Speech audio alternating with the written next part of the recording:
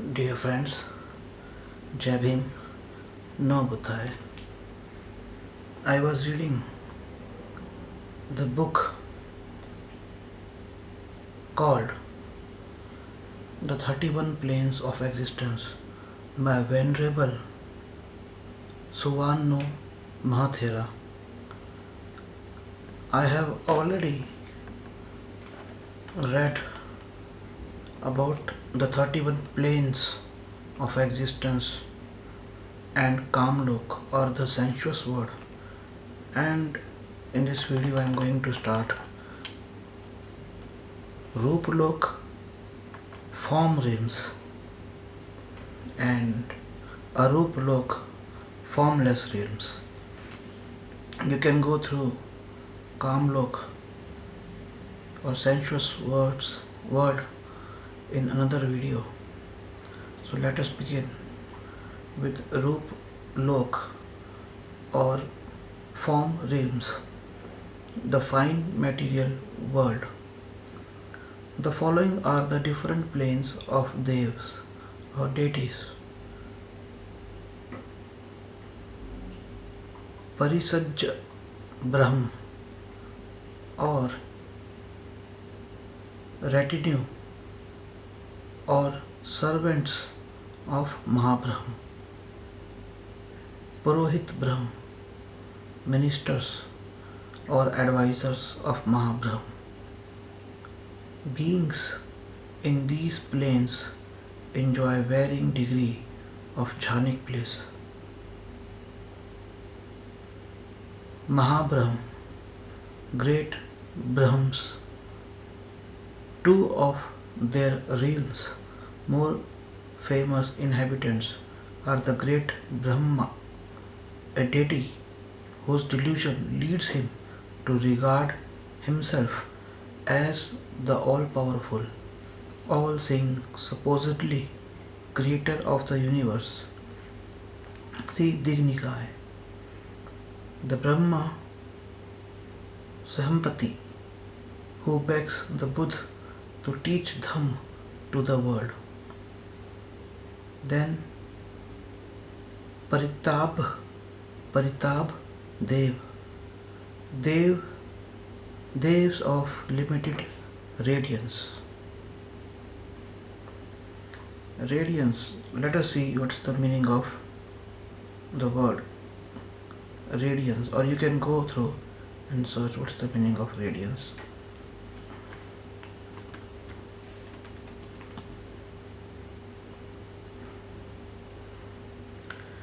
Radiance means generally it is like a brightness or light or cheerful, warm. But here the meaning of radiance may be more than that. Let us continue. The next one is Apamana Apamanabha Dev, Dev of unbounded radiance. Abhasara Abhasar Dev, Devs of streaming radiance. Paritasubh Dev, Devs of limited glory.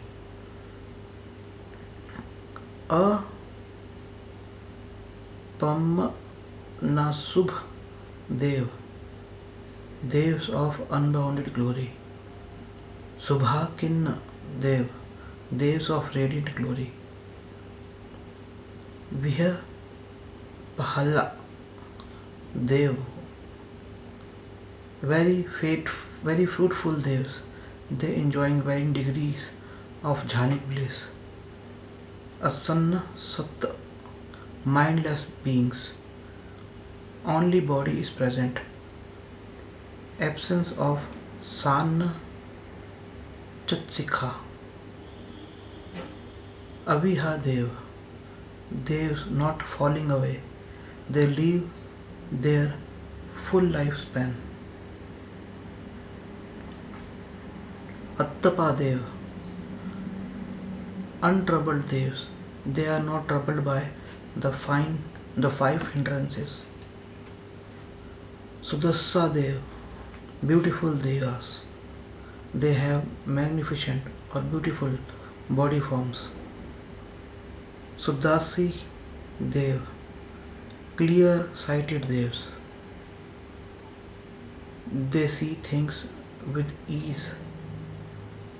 Aknith Dev, Akanith Dev, peerless devs, beings who become non-returners in other planes are reborn here, where they attain arhantship. In these 16 planes, there are no females, all are males, and when one is reborn there, one becomes a male and there is no attachment of emotion because there is no sex, no greed, and all sensuous feelings are non existent. They are very peaceful beings and they live very pure lives, free from all thoughts of sensual pleasures. In their existence as humans, they had preferred the solitude of meditation in quiet places, away from town centers, cities, houses, villages, and monasteries, remote from worldly and sensual pleasures. Most religions teach that there is one God who creates everything and is the ruler of all. In Buddhism, we don't say that there is just one God, but we say that there are many gods in many godly realms. Buddhists don't pray to or worship any of these beings. Remember that it is very nature that beings can go from one realm to another. In the same way, the gods don't rule over humans, they rule over the heavens. The gods and divine beings, not having achieved enlightenment, still have pride and ego and like to have large retinues or attendants. Thus, most religions form around form around the belief that they are eternal and omnipotent beings that create and rule over everything and everyone. Buddhists don't live in the shadow of or obey any beings with selfish pride. Everyone has the power to become enlightened, which is greater than mere godly status. The beings in the heavenly realm have very fine material bodies. They can go anywhere. They just think where they want to be and they are already there, as in the imagination or in a dream. These realms are accessible to those who have reached at least one level of attainment in their meditation and who have thereby managed to eradicate hatred and ill will to some extent, though not all. They are said to possess extremely refined bodies of pure light. The only way to reach this plane is through the practice of meditation. There is no need for illumination in this plane, as all beings here are beautiful and radiant in different degrees, and their faces shine brilliantly, lighting up the surrounding area. This plane is called the Roop world or the Roop world where Brahms or Brahmas live. Now I would start very interesting topic. Aruplok or formless realms, the immaterial world.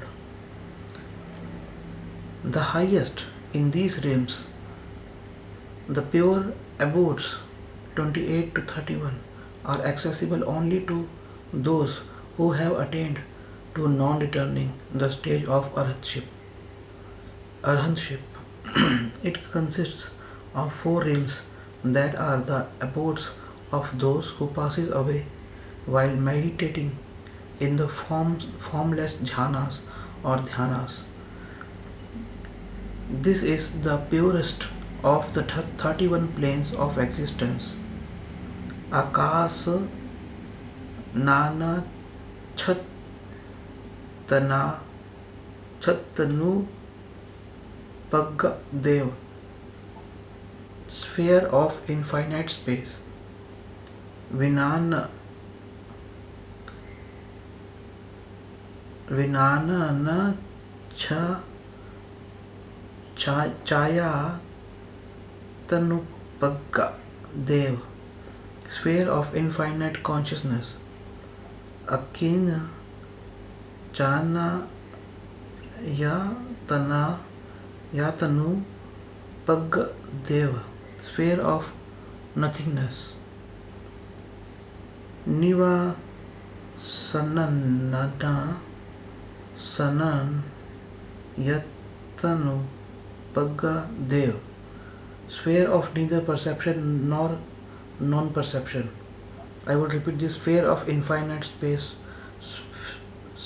sphere of infinite consciousness, sphere of nothingness, sphere of neither perception nor non perception. The inhabitants of these realms are possessed entirely of mind, having no physical body. They are unable to hear Dhamma teachings. Arup means no bodily form at all, having no material body and possessing mind only. Beings in these realms do not feel physical dukh. Life here is very pleasant and extremely long. One may be reborn in such a realm by practicing strong and keep absorb and by practicing strong and deep absorption, concentration, meditation techniques. These states are very pure, and having become adept at entering into these states, one may upon death choose to die in this state and be reborn in such a realm. However, this is not to say that one should aspire to be reborn in this realm, as a primary objective of meditation taught by the Buddha is to attain Nibbana, and that can only be attained via Vipassana Bhavana or meditation. The Buddha said, the five material world and the immaterial world together constitute the heavens, or Sagga. In Sanskrit it is called as Swarga. Sagga. All this information is not really important if you want to attain enlightenment. It is just an interesting subject that many people like to philosophize over. But the Buddha's teaching is not merely a philosophy, it is a practice, a blueprint for blissful living. As we have just mentioned, Vipassana Bhavana or insight meditation is the only way to enlightenment and to achieve the goal of the Buddha's teaching. For this to have, we need to practice diligently. In the rounds of some sansar that beings go through, regardless of the plane they live and die in, the process of being reborn, getting old, sick, dying, and being reborn again had been tediously timeless. All beings undergo these processes many times in as many great kappas. What is a kappa? It is in Sanskrit it's called kalp. What is a cup? The Buddha explained that a cup is linked to an enormous piece of rock that is 7 miles long, 7 miles wide, and 7 miles deep in dimension. A Dev, once in 100 years, taking a piece of every fine cloth, rub it till it is no more. It is the length of time of one cup. We could have been reborn many times in this great cup. Manual of Abhidham. In their ignorance and delusion, beings go through their unending cycles of rebirth repeatedly without contemplating the sufferings they have experienced in samsara. In this delusion, they believe that they are having great enjoyment in their lives, and thus at each rebirth they crave to be reborn again and again. even though some of their rebirths are in the planes of animals, hungry ghosts, or sometimes as gods in the heavenly realms. In our repeated cycles of rebirth, many Buddhas have passed through, and we have sometimes met with the Buddhas and sometimes not. The Buddha has said very clearly that there are as many Buddhas in the many great kapas as there are pebbles along the 2000 miles of the bank of the river Gangas. So lengthy a time and with so many opportunities. Yet the great number of humans have not awakened to the realities of the horror of rebirth. In their ignorance and delusion, the Buddha said human beings are unable to realize and, remember any single vestige of the sufferings they had experienced in their previous existence, and in their deluded cravings for and clingings to sensuous pleasures, they are inevitably reborn to a world where their cravings, clingings, and calm take them. Human beings, especially, have experienced so many losses of loved ones in their many existences that the tears they have shed are more than all the waters of the oceans in this present world. Yet they are desirous of rebirth. The Buddha also said that humans are normally desirous of having unwholesome deeds rather than wholesome deeds. When they are about to die in the last death moment, when they see that they are going to be reborn into one of the four woeful planes, only then are they repentant and pray to be reborn into human world. That is then too late. The Buddha had often said that to be reborn as a human being is very rare feat. One of his disciples then asked the Buddha how rare was the occasion, and to give an example of clarification, the Buddha said, monks, suppose that this great earth were totally covered with water, and a man were to toss a yoke with a single hole therein. A wind from the east would push it west, a wind from the west would push it east, a wind from north would push it south, a wind from south would push it north. And suppose a blind sea turtle were there, it would come to the surface once every 100 years. Now, what do you think? Would that blind sea turtle coming to the surface once every 100 years stick his neck into the yoke with a single hole? It would be a sheer coincidence, Lord, that the blind sea turtle coming to the surface once every 100 years would stick his neck into the yoke with a single hole. Majjhima Nikaya. It is likewise a sheer coincidence that one obtains the human state. It's likewise a sheer coincidence that a Tathagat, worthy and rightly self-awakened, arises in the world. It is likewise a sheer coincidence that a doctrine and disciple expounded by the Tathagat appear in the world. Now this human state has been obtained. A Tathagat, worthy and rightly self-awakened, has arisen in the world. A doctrine and disciple and discipline expounded by a Tathagat appears in the world. Therefore, your duty is to contemplate. This is stress. This is the organization of stress. This is the origination of stress. This is the cessation of stress. This is the path of practice leading to the cessation of stress. Sanyukta Nikaya. So, it is the same in our repeated rebirths.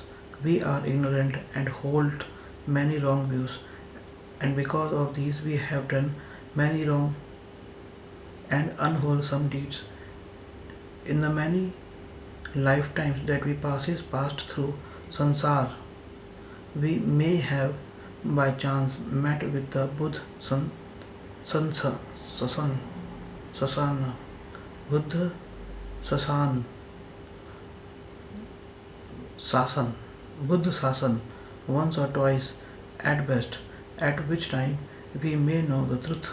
We are repeatedly reborn into this world where the strong will destroy the weak and the intelligent will despise the not so intelligent. The world we are born in is a very materialistic world and sensuous desires are very corrupting. To be reborn as a human being is already a very rare occasion. To be reborn as a human being in a Buddha Sasan with the knowledge to practice the Dham is much more singular and unique. The word Sasan means rule, the rule of Buddha. Maybe once in a thousand rebirths we we able to be so fortunate as to have that happens to us as explained by the Sedas lady and Mahasi. There are also times when there will not be a Buddha Sasan. These then will be very bleak times indeed. In our repeated rebirths, the Buddha said, we carry with us many wrong views. In some rebirths, we are against the Buddha's teachings. Sometimes in our meditation or when we are chanting, our subconscious shows up and we find that we have antagonistic thoughts of the Buddha. These thoughts are not of our own thinking but due to the wrong views that we may have held in the Buddha Sasan in countless previous lifetimes. We sometimes find some young people and even matured persons with very unruly and destructive behavior even with the things they profess to love.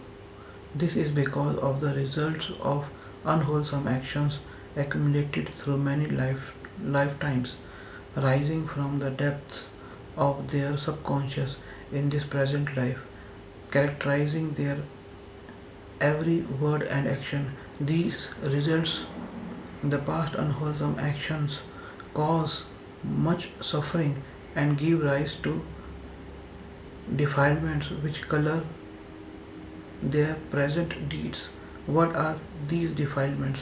They are greed, anger, or hatred and delusion. Because of these defilements, their words and actions will be tainted. Some speaks with barbs in their words, and some act without restraint. Most importantly, we must be aware and mindful of the defilements of greed, hatred, and delusion, not to be associated with an entity such as I, me, or mine. All these I's, I am so and so, my father is so and so. All these are very strong egoistic references to self, and the Buddha has called the Sakya Ditti, the wrong view of self. I drives I to perform unwholesome action that will cause endless suffering to I.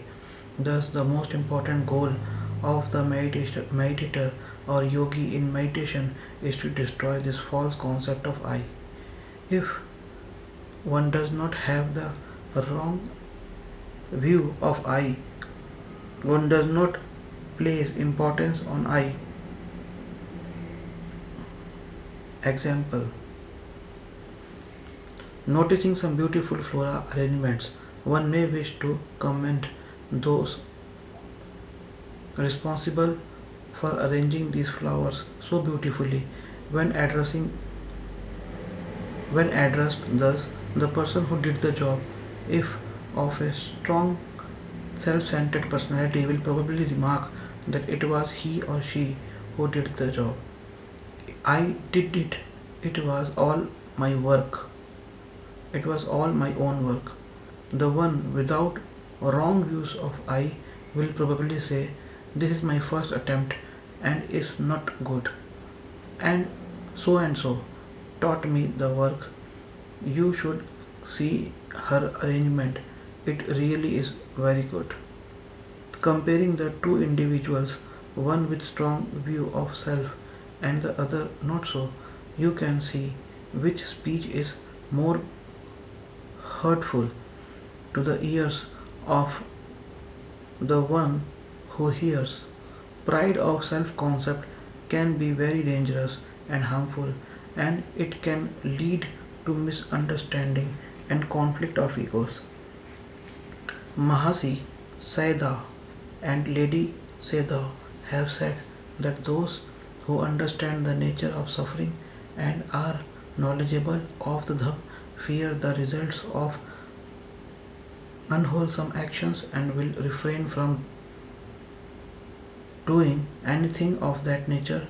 Those who are not knowledgeable of the Dham and of the Dham are not exempt from the sufferings resulting from unwholesome actions. If their excuse is that since they do not know about the Dham, they should not be affected due to their ignorance, they are sadly mistaken, because what the Buddha taught are universal laws and will affect everyone whether one is aware of it or not. There are those that hear the Dham but still continue to do their unwholesome actions. These are people that are asking for trouble. Just imagine those that leave this hall today. As they go out today, as they go out, they will have to pass through railings on the left and right. One group knows that the railings are burning hot, another group does not know. Those that know will, of course, not touch the railings, but those that don't will grab the railings and thereby get themselves burnt badly. In the eyes of the law, ignorance of law is not a valid defense. Pleading guilty will, of course, draw a lighter sentence. If we are ignorant in this existence, we must not go on being ignorant in our next existence. We should work together towards gaining knowledge in this present existence. Once we have found the truth in the existence, we shall have continuity of knowledge of the truth in our future existence. We have mentioned that the Buddha has said that it is a rare feat to be born in the time of a Buddha Sasan.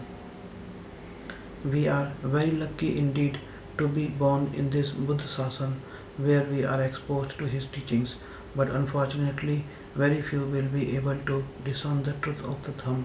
Even so, those few that listen and practice the Dham will find a better rebirth for themselves, and we shall be very happy for them.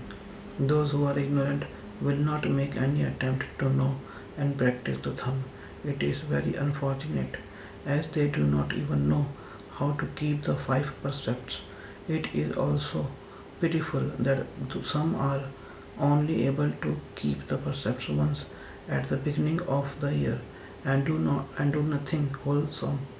The rest of the time they expect good results will be theirs because of this once in the year precept keeping. These poor people are cheating themselves. These people are not serious in wanting to the good and to purify their mind. Those who are serious will prepare themselves day ahead of the actual day they are taking precepts. It does not mean that one keeps the precepts on certain days and not on other days. No, one must keep the precepts every day with mindfulness. Keeping the five precepts well daily will, the Buddha has said, enable one to be reborn in a happy plane.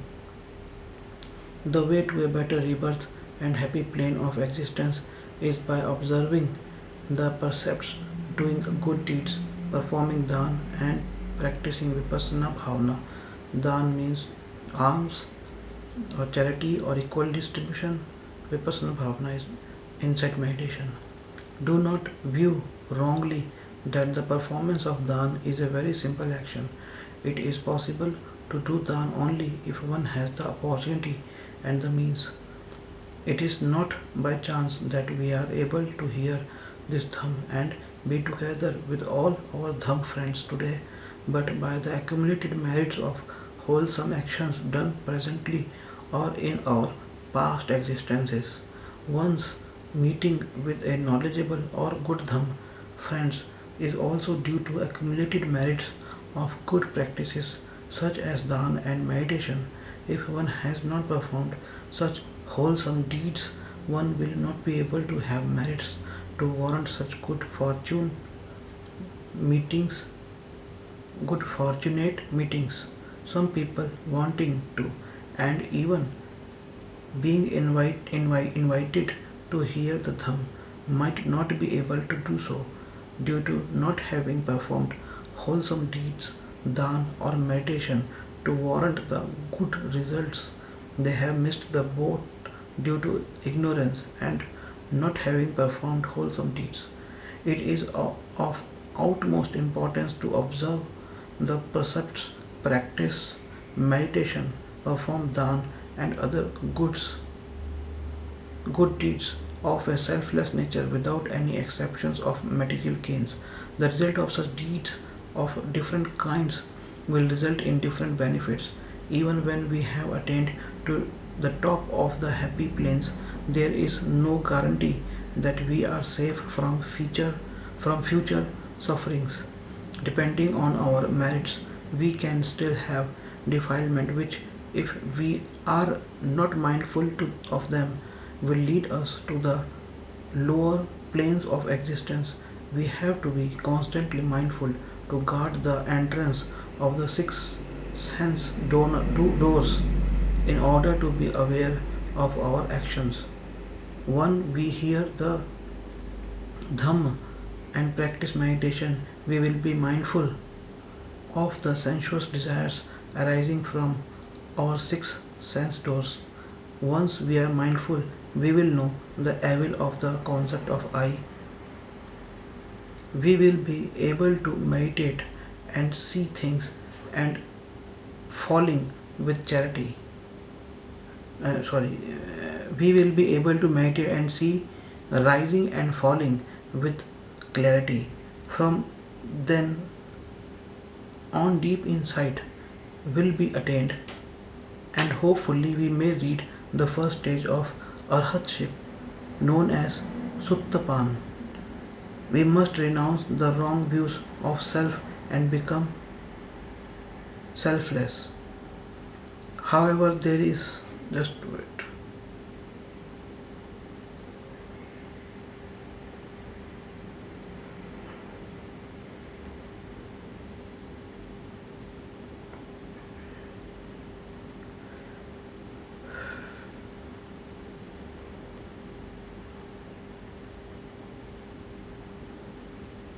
I would stop here and I will continue this in another video. Thank you very much for watching and listening, and I will discuss about many things later on. Jai Bhim Namo Buddhaya.